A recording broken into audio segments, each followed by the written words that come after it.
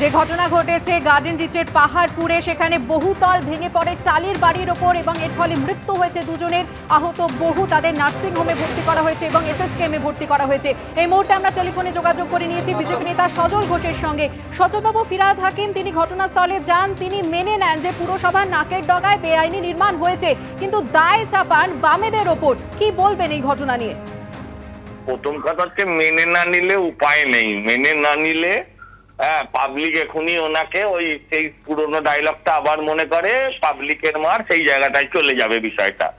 আর দ্বিতীয় কথা হচ্ছে বামেদের আমলে, হ্যাঁ ঠিক বলছেন, ভালো কথা, তো বামেদের আমলে আমরা প্রদীপ কুন্দলিয়া দেখেছিলাম, ঠিক কথা। কিন্তু প্রশ্ন হচ্ছে বাম আমলকে তো সেই জন্যই আমরা নিশ্চিহ্ন করে দিয়েছি বাংলার মানুষ।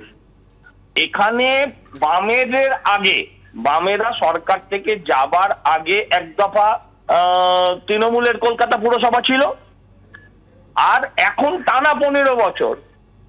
আমি যদি বলি যে ডাইনোসরের জন্য এখন কলকাতার ভূমিকম্প হচ্ছে, অক্সিজেন কমে যাচ্ছে, এই কথাটা কি বলা যুক্তিগ্রাহ্য? ঠিক সেই রকম ভাবে বামেরা কবে কি করেছিল তার সঙ্গে এই নতুন বিল্ডিংটা যেটা এখন তৈরি হচ্ছে, কদিন আগে যেটা পুকুরটাকে বোঝানো হয়েছে, তার কি সম্পর্ক? বামকে তো অর্ধেক আজকের ভোটার চোখে দেখিনি। এগুলো বলে অজুহাত দেওয়া হচ্ছে, আসলে বামের সঙ্গে সম্পর্ক না, সিলভার টনিকের সঙ্গে সম্পর্ক। পুলিশ আর কাউন্সিলর বকরা সমান সমান নিচ্ছে এবং পুরসভার ব্যবস্থা আলাদা, সবার জন্য নির্দিষ্ট পরিমাণ অঙ্ক ফিক্স করা আছে।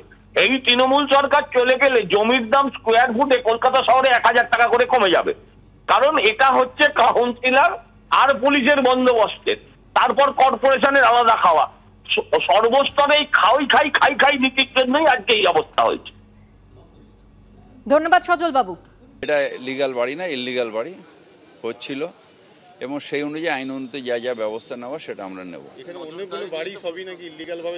এটা বামফ্রন্ট আমল থেকে, এখন খুব একটা হয় না, কিন্তু বামফ্রন্ট আমল থেকে এটা এখানকার বা আরও কিছু অঞ্চল আছে যেখানে এটা একটা রীতি হয়ে দাঁড়িয়েছে।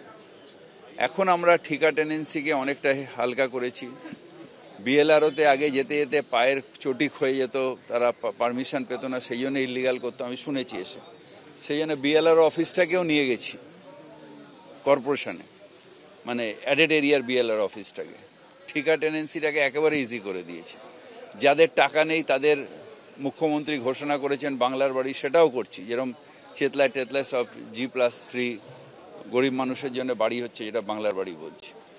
আমরা সব রকম চেষ্টা করি, তারপরে যদি কোন গলিতে কে ইলিগাল করছে এটা আমাদের পক্ষে জানাটা খুব মুশকিল।